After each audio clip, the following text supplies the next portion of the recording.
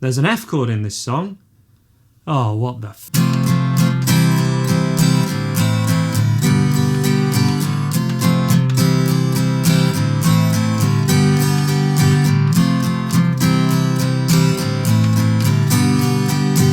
Yes, there is an F chord in this song, but don't worry, not even Tom Petty would play an F bar chord in this one, and we'll look at different options with that F chord, eh? But other than that, this is mainly one chord progression throughout the entire song. So while the first chord in this song is an F chord, that shouldn't put anyone off, because we can play this much easier, F major 7 we call it, and it's exactly like a C chord, but we move the second and third finger down by one string, and we're not holding down any other strings, we're just holding down 1, 2, 3 strings. I have the thumb placed over the top to essentially mute string 6, and also to make this slightly more comfortable. If we flatten off that first finger, that makes this a proper F chord, but we are barring therefore 2 strings, and that's all barring means, just holding down 2 or more strings. So this does make this a lot more challenging.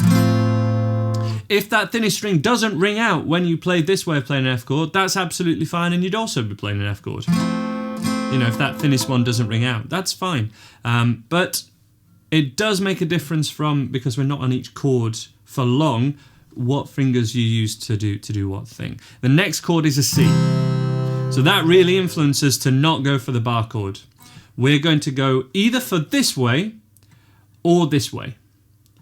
Those are the 2 options that I highly recommend for you. We have this easier F major 7 or flattening off the first finger.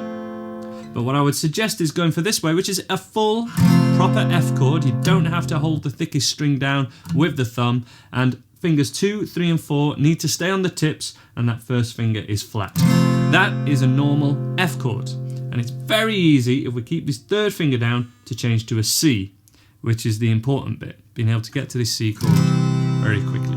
The other 2 chords in this entire song are just the A minor and then a G major. But you may not be familiar with playing a G like this. Why on earth would we not use finger 1? Why would we choose to use our pinky? Well, the idea is, therefore, especially if you went for the super easy option, essentially fingers 2 and 3 move from here to here to here to here, and therefore they stay in a similar position, whereas if we go for this way of playing a G or this way, it's a bigger motion for that third finger. So it can be easier to change, but the chords are just F, C, A minor and G. You use whichever ones you're familiar with at first to just play the song, but then try out other options to try and see what benefits can be had if you practice those options. That's next door's dog barking away.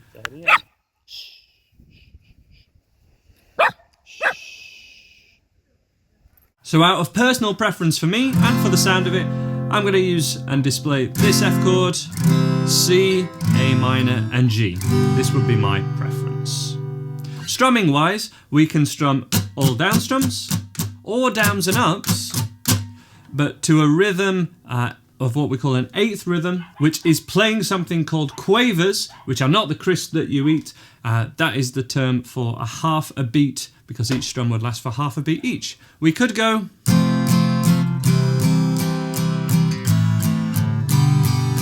and play them all with downs. It's higher level technically to use downs and ups, and it's a little bit more economical, a little bit more easy.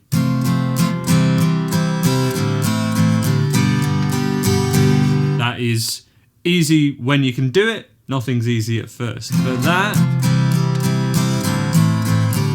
can be a more relaxing way to do it, by which I mean easy. But the hard bit is we play 3 strums and then 5 strums of the C. F, F, F, C, and then 3 A minors and 5 Gs. So 1, 2, 3, 1, 2, 3, 4, 5, 1, 2, 3, 1, 2, 3, 4, 5. But we are in 4/4, so we would count it 1 and 2 and 3 and 4 and 1 and 2 and 3 and 4 and.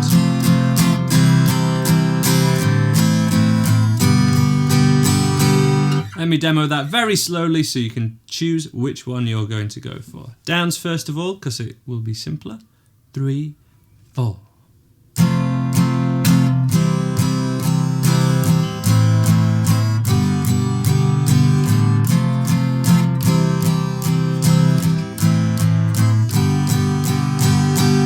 And then the easier one to do up to speed, downs and ups. 3 and 4 and.